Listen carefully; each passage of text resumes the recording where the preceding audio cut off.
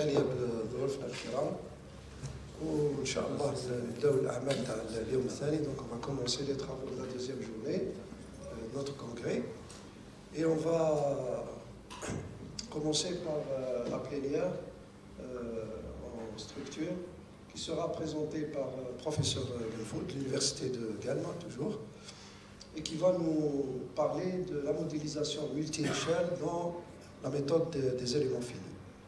Donc, تفضل أستاذ عندك نص ساعة. شكرا. السلام عليكم.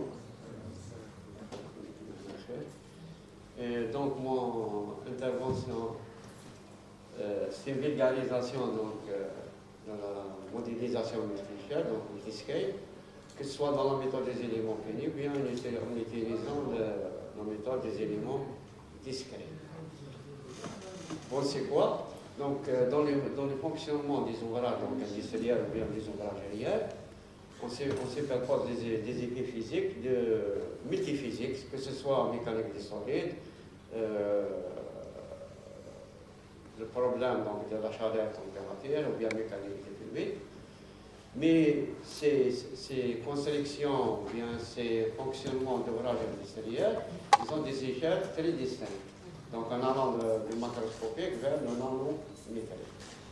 Donc la prise en compte de tous ces phénomènes multiphysiques, que ce soit en mécanique des solides, les fils de la chaleur ou la mécanique des fluides, dans la méthode des éléments finis, elle nécessite l'utilisation bien sûr des modèles très précis, surtout pour des ouvrages de grand intérêt. Donc le résultat, c'est-à-dire de la recherche des modèles très précis, c'est qu'on va consommer, que ce soit du temps ou bien un coût très élevé. Donc la modélisation multi-échelle, c'est une solution à cette problématique, c'est-à-dire pour minimiser le temps, pour minimiser donc tout ce qui est coût de calcul. Bon là, il faut faire attention, la modélisation multi-échelle, ce n'est pas le raffinement des maillages, puisqu'en élément fini, des fois, pour des problèmes, je ne sais pas, on recherche une valeur bien précise, par exemple, on passe d'un modèle, par exemple, linéaire, vers un modèle bidimensionnel, ou bien vers un modèle tridimensionnel pour le même problème. Mais voilà, par exemple, ici, donc, c'est une flexion d'une poutre, si je peux dire, ou bien d'une plaque, sollicitée par les charges. Donc, on fait un raffinement de maillage, que ce soit pour des concentrations de contraintes, ou bien pour un problème de délaminage, qui est la même chose que les concentrations de contraintes, ou bien en mécanique des sols, par exemple, lorsque une zone elle a un comportement un peu particulier, par exemple une plasticité ou bien quelque chose comme ça. Donc, dans ce cas, on fait un raffinement de maillage. Mais la modélisation multi-échelle, c'est pas ça. On va voir c'est quoi. Bon. La multi-échelle, c'est de passer d'une modélisation globale, donc ici schématisé par exemple un avion, ça peut être une centrale nucléaire. Donc si on veut traiter ou bien modéliser un avion, est-ce qu'on va le modéliser tout en globalité ou bien pièce par pièce, et dans la même pièce, donc on part.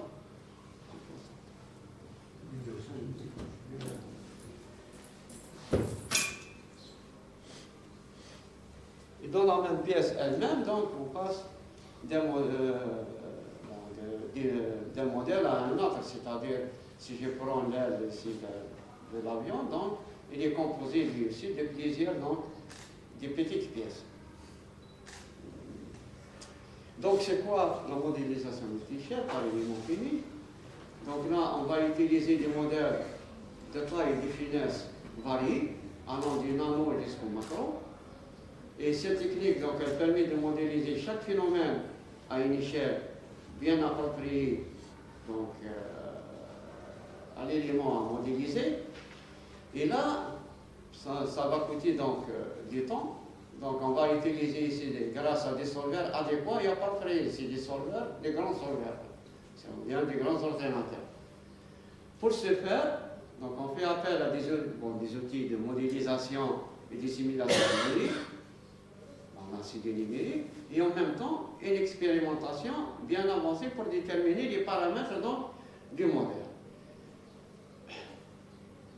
Donc, ces deux-là, c'est pour identifier les liens entre les échelles et les mettre en œuvre. Donc, on a une échelle fine, une échelle un peu grossie, et quel est le lien entre les deux. Bon, ici, pour nous, en génie civil, ou bien dans la grande mécanique, ou bien dans la mécanique des solides, dans les géomatériaux, par exemple, ou bien dans des structures, ou bien dans des matériaux très hétérogènes en génie civil, ou même en mécanique, dans les composites. Donc, on trouve une certaine hétérogénéité au niveau des matériaux. Donc, c'est quoi le problème?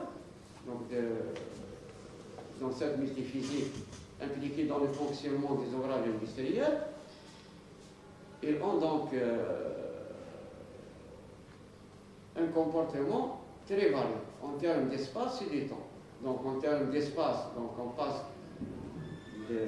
des éléments donc fins, des éléments donc microscopiques. Si je passe d'un grain de sable ou bien d'un grain de gravier avec le ciment, donc la variété donc, des dimensions elle est grande, et que ce soit en termes du temps. C'est-à-dire ici, si on passe de la statique vers une dynamique rapide.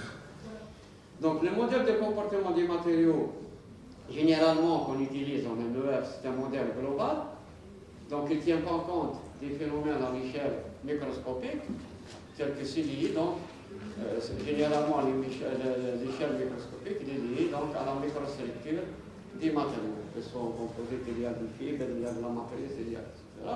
Ou bien en géomatériaux, donc on passe d'un grain de sable vers une pâte d'argile, etc. Donc la modélisation numérique ne peut pas prévoir tous ces phénomènes à l'échelle à une échelle du produit, c'est-à-dire une échelle macroscopique, c'est-à-dire à l'échelle ici macroscopique. Donc la microstructure, elle n'est pas clairement représentée dans l'échelle macroscopique. C'est son impact sur des quantités donc, un peu grandes, ce qu'on appelle donc ici un élément de volume représentatif.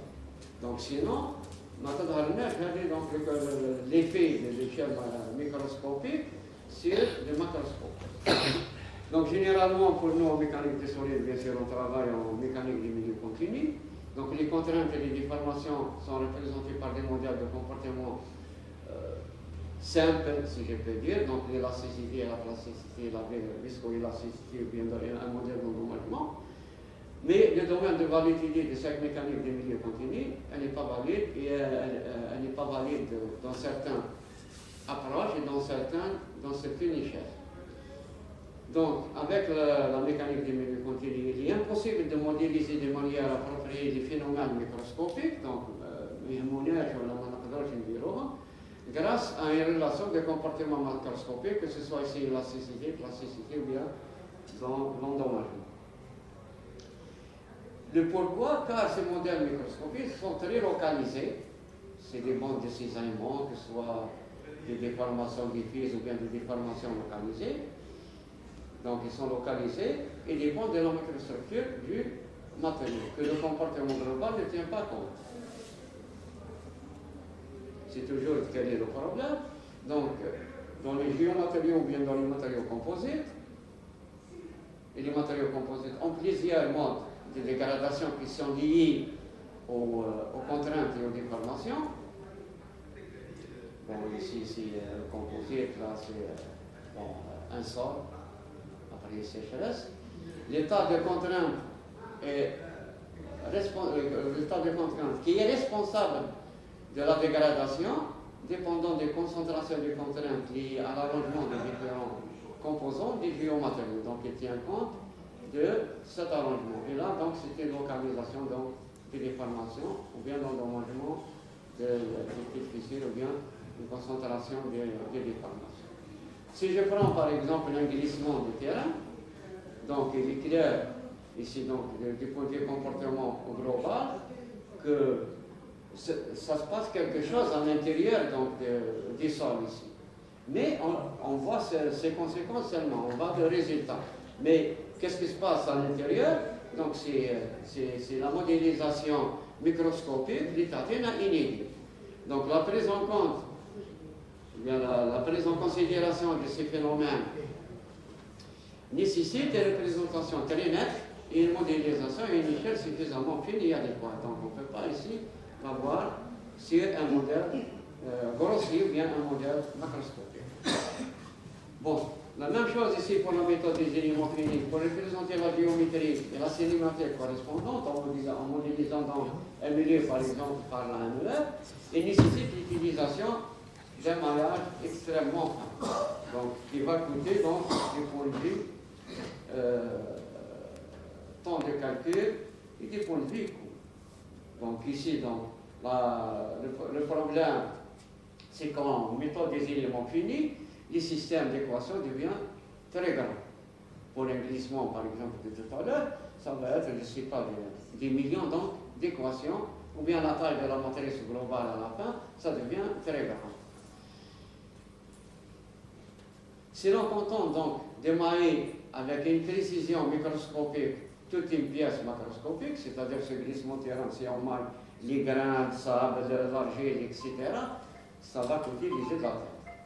Donc, dans ce cas, il nécessite des années au plus pour être résolu par des calculateurs les plus puissants qui existent actuellement.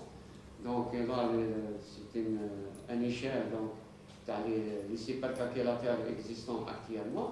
Donc, ils sont mesurés en flops, donc floating point operation par seconde.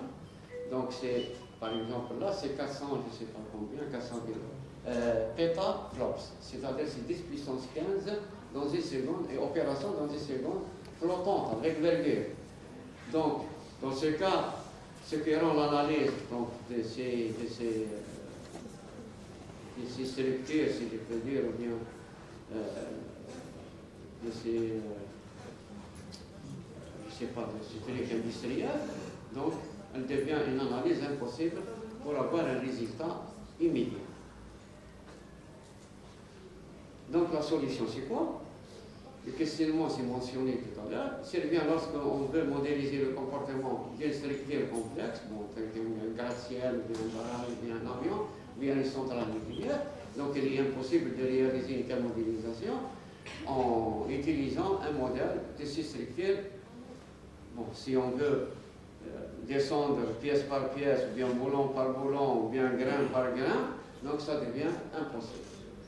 Donc les ingénieurs praticiens, qu'est-ce qu'ils utilisent? Ils utilisent des multitudes de modèles divers, de dimensions et de finesses diverses, bien sûr, allant de la structure complète, ce qu'on fait généralement pour nous, donc les ingénieurs de génie civil, lorsqu'ils veulent par exemple étudier un bâtiment en dynamique simple, donc c'est une console, ça comme une console, c'est une simplification. Bien que modélisé de manière bien sûr approximative, si on prend un truc grossier, à des détails structuraux, modélisés très précisément, bien que limités à des petites zones. Donc si on veut par exemple étudier un bâtiment dans un sol sur cette forme en dynamique, etc., ça devient compliqué si on traite ce problème avec des modèles. Enfin, la même chose si on prend par exemple dans un poteau, donc les armatures, le béton, la liaison, donc que ce soit les armatures longitudinales, transversales, ça devient donc compliqué. De même, pour un avion, donc, si on veut le traiter complètement, donc ça devient un modèle compliqué. Après, en allant petit à petit jusqu'à arriver à des petites pièces qu'on utilise donc sous forme de petites zones. Toujours dans la solution. Donc dans ce cas, la modélisation est divisée en plusieurs niveaux.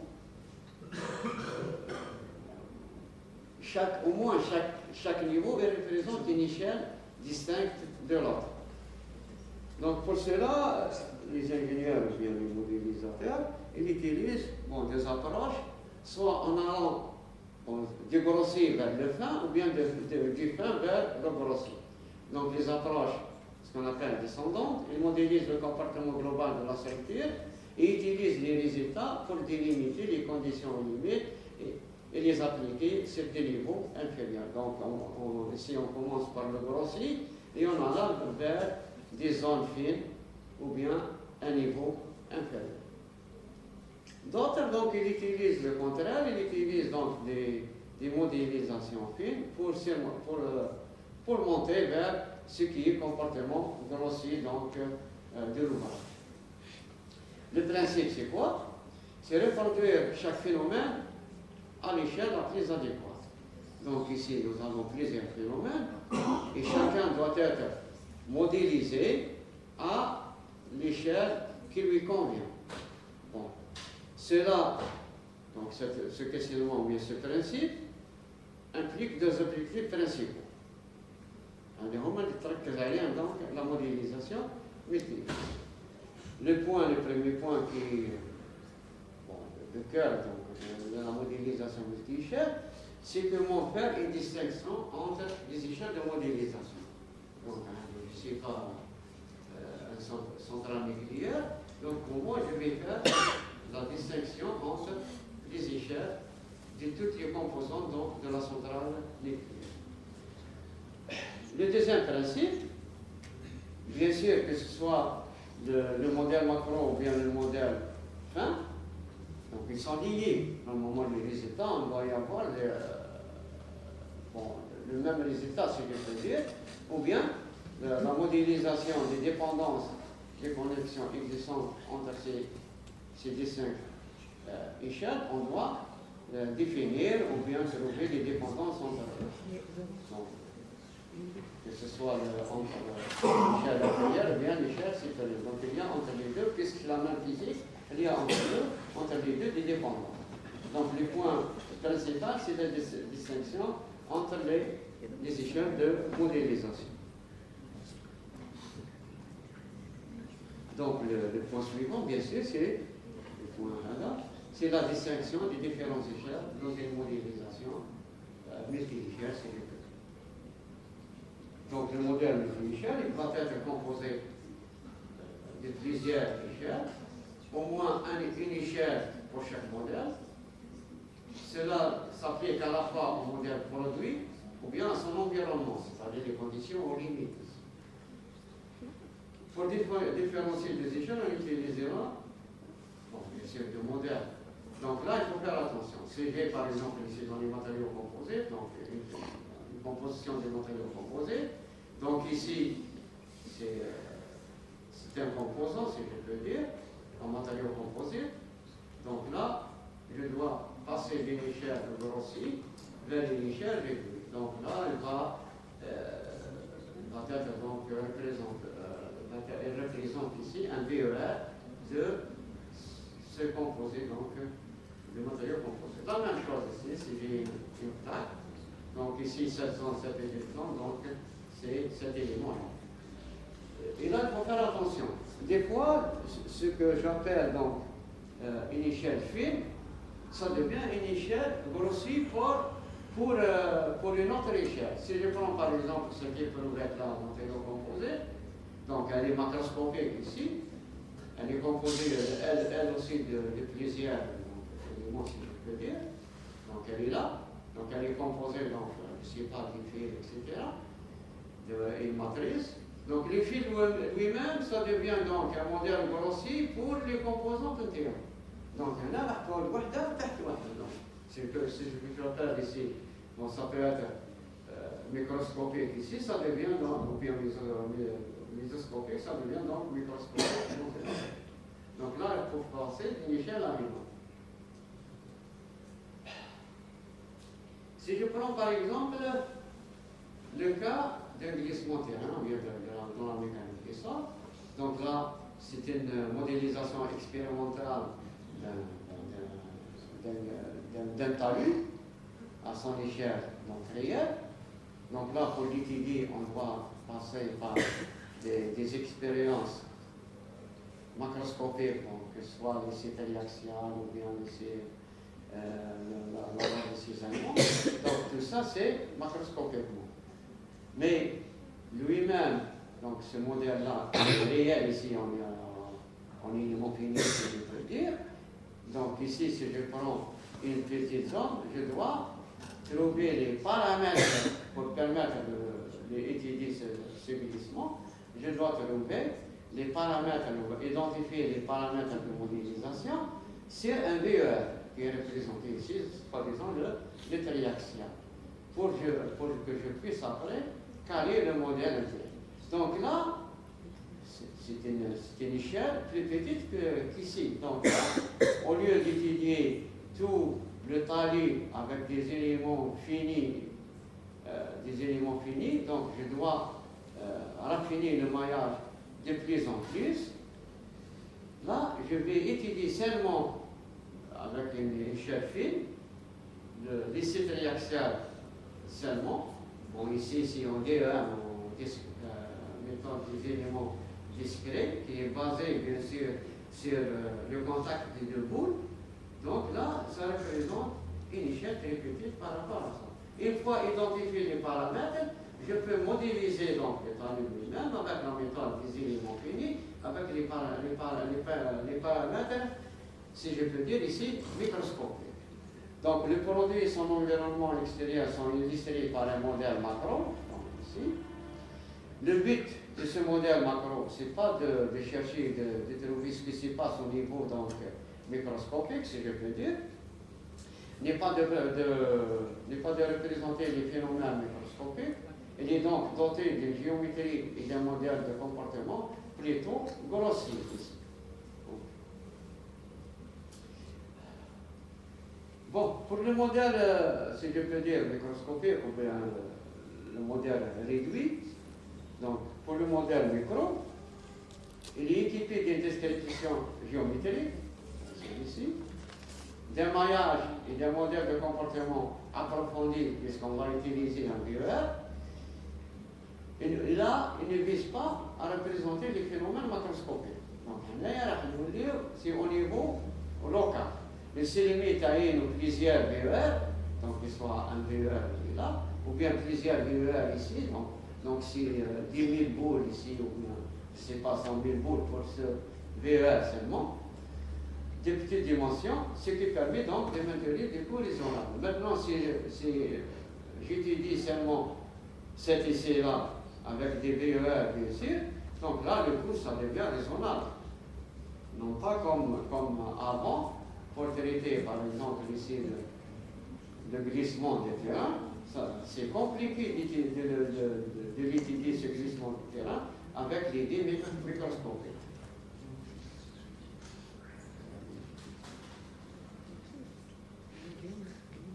Bon, ici, la distinction d'échelle, j'ai parlé déjà.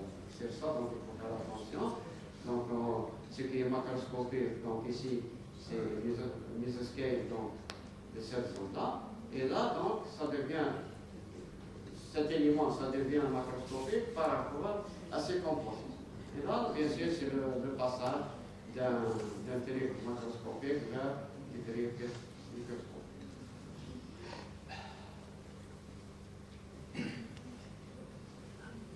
Bien sûr, ici, la nature et l'étendue des phénomènes microscopiques à modéliser détermine le nombre de cellules micro à prendre en compte. Bon, ça dépend ici de la composition du milieu à étudier. Ça peut être, je peux me contenter d'un VER, d'un volume élémentaire représentatif 1, c'est dans le cas donc, des composés périodiques, c'est-à-dire c'est la même composition qui se répète, et des fois j'ai besoin de plusieurs VER, c'est dans le cas donc, des géomatériaux, là où il n'y a pas une périodicité dans la composition du milieu. Pour les microstructures périodiques, par exemple l'élasticité linéaire, c'est le même comportement, et des hypothèses simplificatrices acceptent de se contenter d'une seule série donc formée qu'on appelle donc VER. Et dans des cas, par exemple des géomatériaux, donc j'ai besoin de plusieurs séries de VER jusqu'à 10 000 par exemple, si j'utilise la VE1, 10 000 ou bien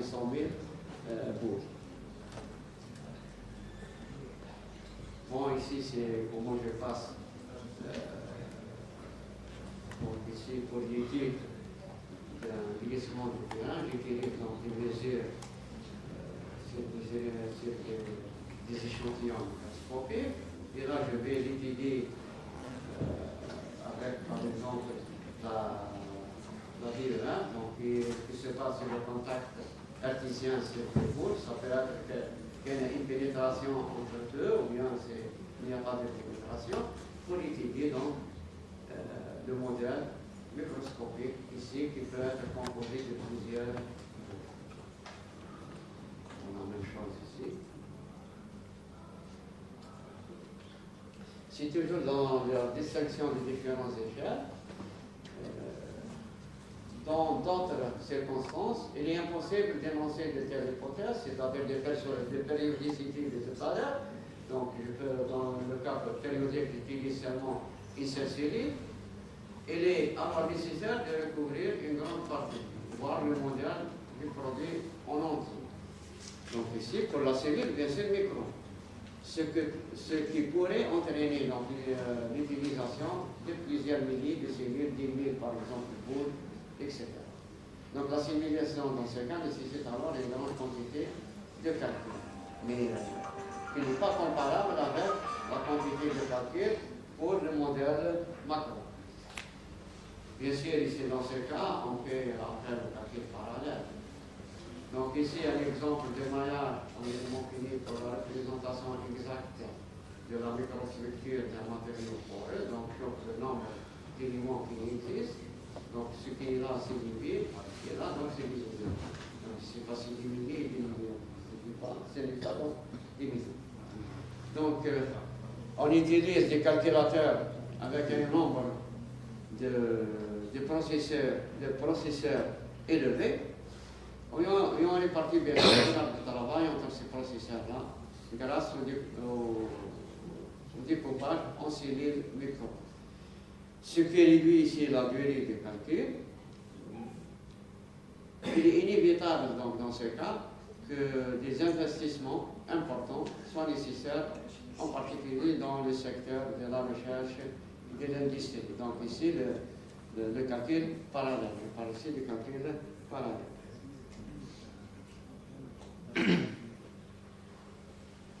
Donc, le point d'avant, c'est la distinction entre les échelles. Et maintenant, le deuxième point que la modélisation multi-échelle est basée sur lui, c'est le couplage entre les échelles. Le couplage entre les échelles. Donc, entre le modèle micro et le modèle macro, ils ne sont pas indépendants, l'un dépend de l'autre, bien sûr. Donc, les modèles macro et micro ne sont pas donc autonomes. Ils modélisent bien sûr la même physique à des échelles différentes.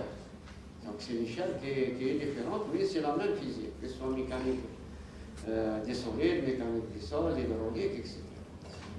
Donc, le résultat, pour être significatif, il doit être, si je peux dire, le même. Donc, pour que les résultats de la modélisation soient significatifs, ils doivent être cohérents l'un par rapport à l'autre. Bien sûr, ici, à tout moment, même pour les cas transitoires, même pour les cas donc, transitoires de grande vitesse. Donc, la modélisation à plusieurs échelles implique des couplages, ou bien des interactions entre l'échelle micro et l'échelle macro. Bien sûr, ici, c'est une schématisation entre l'échelle macroscopique, donc des contraintes et des déformations. Donc ici, à l'échelle grossie. Donc ici, pour l'échelle micro, je peux déterminer donc, ce qui est équivalent aux contraintes et des déformations. Donc, c'est les forces et les moments au niveau des boules, au niveau donc, de la DE1 par exemple. Et le résultat, ici, je peux l'utiliser à l'échelle macroscopique. Donc il y a ici des va-et-vient entre les deux.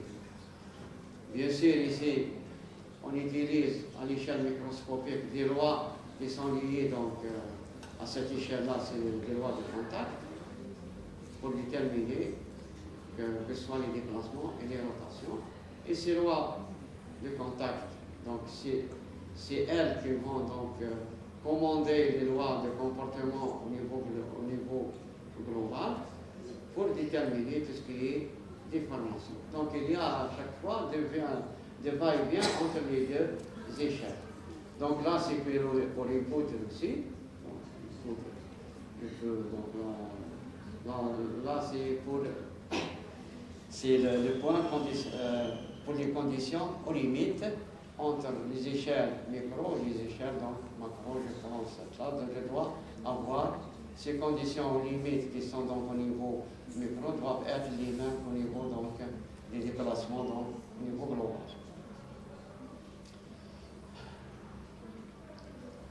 Bien sûr, ici, donc c'est toujours dans le couplage de l'ICER. Ce couplage-là, il y a plusieurs méthodes avec lesquelles je peux tenir en compte. Donc il existe différentes méthodes pour définir ce couplage-là. Bon, il y a une la plus utilisée, qui est l'homogénéisation, mais la plus utilisée dans le domaine de la mécanique des solides déformables est basée sur des principes suivants. Donc, les relations contre la déformation sur la cellule micro doivent être compatibles avec le modèle de comportement macro représentant les phénomènes qui se produisent au centre du matériau. Donc là, c'est le calage du modèle micro. C'est-à-dire, le modèle micro, je dois trouver les mêmes résultats, par exemple ici, pour l'essai triaxial. Donc numériquement, ici, c'est le modèle microscopique pour trouver, bien sûr, ici la localisation des bandes de cisaillement ou bien des déformations diffuses pour le cas du glissement de terre. Les conditions aux limites micro, qui représentent, donc ça c'est le premier principe, le deuxième, donc les conditions aux limites micro qui représentent la manière dans laquelle est sollicitée par la matière environnante, doivent ressembler à l'état de contrainte ou de déformation macro. Donc les conditions aux limites du modèle micro doivent être les mêmes, ils représentent les conditions aux limites macroscopiques. Les exemples qui sont... Donc on va les voir après quelques exemples ici par exemple. Donc là, pour l'entamer. Ici, donc les mêmes conditions, et que ce soit des conditions cinématiques ou bien des conditions statiques. Ce sont des conditions sur les déplacements ou bien sur les contraintes.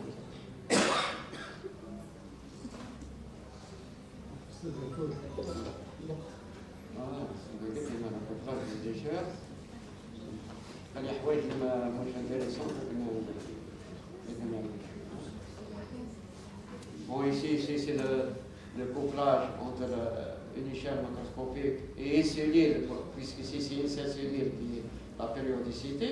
Donc on doit y avoir donc, ici les conditions limites appliquées sur la cellule unique doivent être représentées ce qui est ici dans le macroscopique. Bon, je ne sais pas, vous avez quelques transparents ici concernant l'homogénéisation, les techniques donc, de changement d'échelle. Donc, les deux techniques, la première, donc, c'est par homogénéisation. Donc, c'est tous les gens c'est les matériaux composés. Donc, on passe d'un matériau hétérogène vers un matériau homogène. Donc, il y a les techniques d'homogénéisation qui existent dans la littérature. La même chose ici. Donc ici, c'est la cellule micro, elle est périodique, donc ça devient très simple. Bon. Le muscle الكبير, c'est ici. C'est pour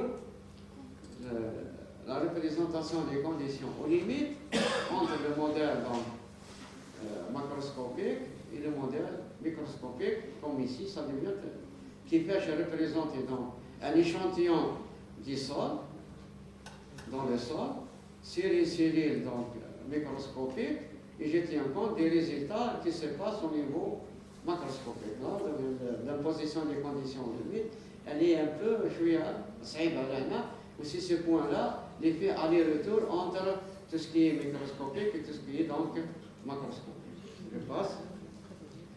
Bon, ici c'est la même chose, il y a la présentation des conditions limites, que ce soit ici en déplacement, ou bien en effort, bien la même chose en contrainte, ou bien en déplacement, il y a toujours des va-et-vient entre le modèle macro et le modèle microscopique. Donc ici, pour le sol, c'est la même chose.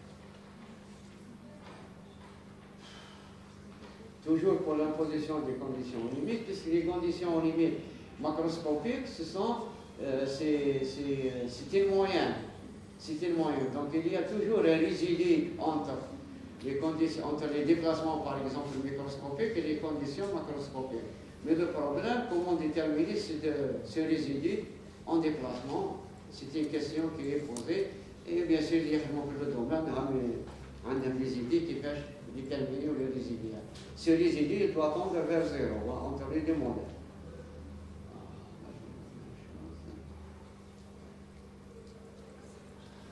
Bon, cet exposé-là, il est tiré, si je peux dire, ou bien d'une étude d'un doctorat qui a été faite entre le laboratoire de génie civil, le laboratoire de Vazès de Grenoble, donc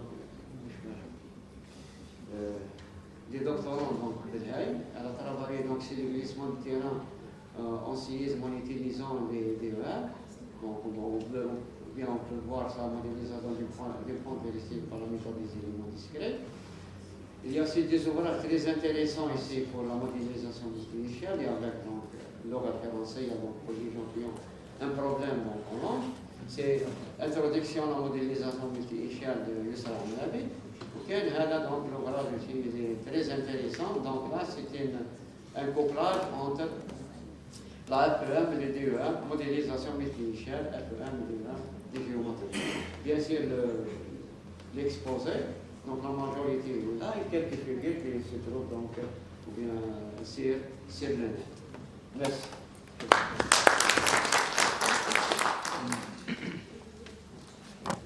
Donc, on remercie Stade Gamfoot pour cet exposé, un peu long mais très riche. C'est sûr que beaucoup de points qui vont être peut-être débattés lors des questions qu'on va donner.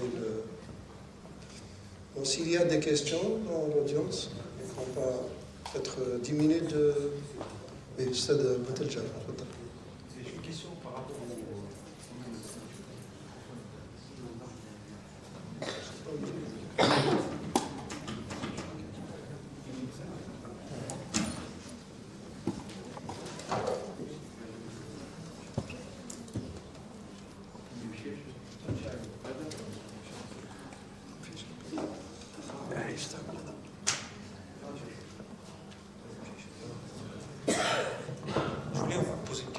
aux outils de calcul.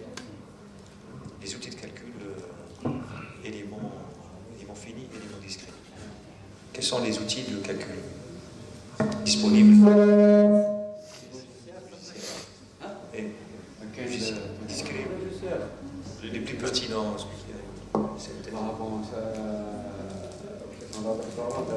Avec l'ESTEC, donc c'est un outil, si je peux dire dynamique dans le sens développement. Élément fini, travail discret, d'accord. Le moins discret.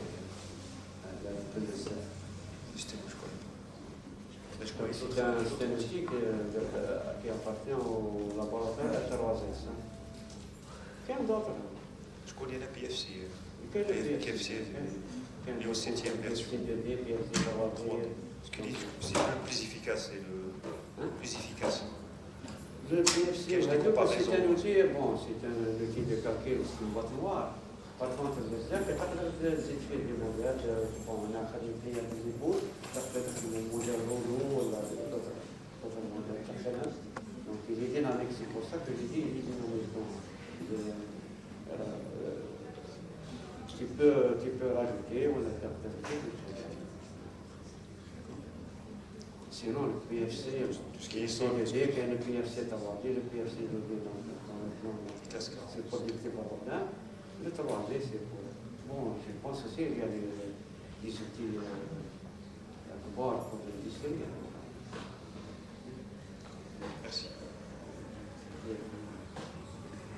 Question. تفضل استاذ مسار. ارفع صوتك.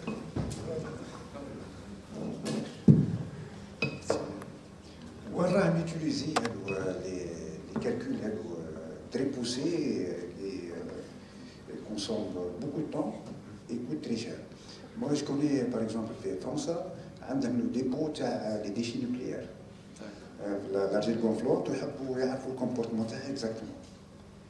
وفي الألمانيا عندهم شويه هامبورغ عندهم 6000 متر بري عندهم ديبو تاع لي ديشي نوكليير في لاكوش سالين.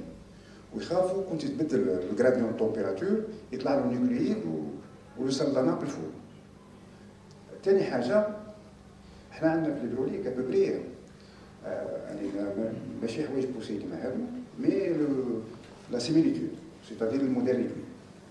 وعندنا تروازي ليشال سينيماتيك وليشال هيدروديناميك ستادي لي فورس سينيماتيك ستادي لي فيتاس وليشال جيومتريك سي لي ديمونسيون. وبالباساج d'une échelle à une autre, c'est-à-dire la réalité on le corrige par un facteur, tout simplement. Mais le problème, comment déterminer ce facteur? Le facteur a la similitude. C'est la même chose qu'on fait ici. Donc, au niveau microscopique, c'est-à-dire l'échelle fin,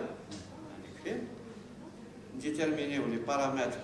Par exemple, un élément discret, les paramètres entre les boules, je trouve, par exemple, pour les sites réacteurs, je trouve les mêmes résultats. Une fois les paramètres sont déterminés, je peux dire donc la modélisation devient un élément fini classique. Mais ça ne prend pas beaucoup de temps. Moi, je peux tout le tali ou le modéliser en élément discret, ça devient. ما تقدرش تسمى هذا بدي كالكيل لما تاع لي سيت رياكسيون دو طالور تجيبها في ماشين بلو بويسون بثلاث 3 جور بور انسان ليسي 3 ايام ولا الماشينه تجبد يعني كون زيد تهبط تيتيليزي بوكو ديليمون سا ديفيان دونك تدفع حتى بشهر بور انسان ليسي بور تبدل ان بارامتر سي تقدر سي ليسي بدل غير واحد طلب وقت كبير donc l'avantage هنا le passage من une échelle à une autre. Donc je fais une modélisation sur une échelle fine, je peux appliquer les paramètres qui maintenant le facteur de correction sur le tali ou bien sur quoi. Tous les méthodes, surtout des fois, tous les lazim que le résultat est immédiat pour prendre une décision. Comme on dit, les déchets nucléaires, la cantonne. لازمك tout de suite تلقى الحل ديالك tout de suite تلقى لو ريزلتا ماهوش تبقى تستنى جو سي با ان موا باش تروفي بور تروفي لي ريزلتا دو لا موديليزاسيون.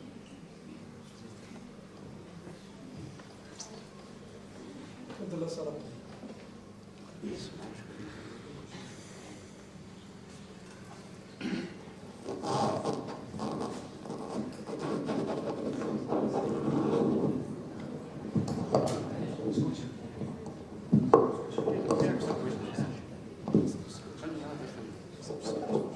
Donc, je remercie M. Goufoud pour sa présentation.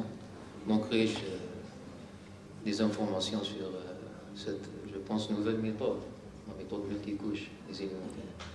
Elle existe déjà. La méthode multi-échelle. Elle existe déjà auparavant, c'est une nouvelle méthode. Est-ce que la méthode est multi-échelle? Est-ce que c'est une méthode جديدة ولا داروها قبل؟ كاين يخدموا بها. ما قبل من بكري ولا جديدة؟ ما عادش يعني je sais pas. Donc peut-être هي l'idée اسمها لا فيلوزوفي تاعها اكزيست كاينه من قبل نخدموا بها يعني تخدموا بها بلا ما تسحاب. كي تروح لان باتيمون تاخذ له ان موديل كورسي باركون ديناميك نهزوه البارح كانت عندنا une intervention وحده تهزو هذوك بروشات هكا كنا نديرو بصح واش يصير في لا ديناميك دي بوتر ولا في ان بوطو ولا في ان ايمون ديتري ما نقدرش نديتكتيه داكور دونك سي بور سولا اون باس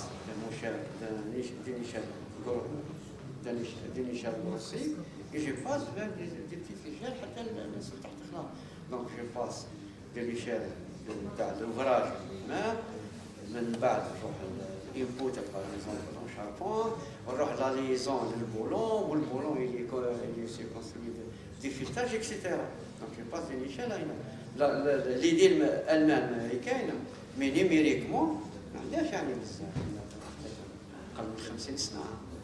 Donc la différence, donc la méthode d'état multi-échelle, ce que j'ai compris, donc elle est spécifique pour des problèmes complexes, où ça nécessite d'entrer dans la microstructure de l'élémentaire. Par exemple, des problèmes simples. زوج حوايج important. Soit une grande hétérogénéité dans le matériau, donc je passe, je sais pas, d'un matériau à un autre très hétérogène, donc il لازمني نبركت واش كاين entre au niveau des matériaux, puisqu'il est très hétérogène, ou bien pour un ouvrage entier, c'est كبير. Ouvrage entier, c'est باش نحوز باش يصير donc les bandes de cisaillement, bien pour la localisation des déformations, bien pour les déformations diffuses. ما نقدرش نعرفها، شوف صح الانسيدون تاعها وين لاباري في جليسمون تاعها، مي وعلاش صايره؟ تروح باغ اكزومبل لي كومبوزي، عندك ان فيبر تقطعت في الكومبوزي، عندها من بعد النتائج تاعها، مي ما نقدرش انا نعرفها بها موديل ماكروسكوبي. Donc les modèles normaux des éléments. Par exemple, le modèle pour calculer une plaque, les problèmes simples. Donc comment distinguer? Donc vous avez mentionné il faut distinguer entre le raffinement de maillage et le multi-échelle. كيف أنا في un problème simple راح نفرق بين الرافينمون de maillage نقدر مثلا une plaque نقسمها plusieurs parties وين دي parties يكونوا plus raffinées على les autres. كيفاش راح نديستينغي بين المulti-échelle؟ هاي لهنا une plaque، هاي لا. D'accord. Je peux la modéliser par l'élément linéaire, c'est-à-dire par des poutres. Parce que là, au niveau de l'appui, si je cherche, est-ce que toute la section se comporte de la même manière في un point? Non. لو كنت تولي لهنا هذا اللي يولي un assemblage par exemple ولا حاجة، ça diffère من un nœud à un autre nœud. Donc c'est pour ça je peux utiliser après un maillage bidimensionnel.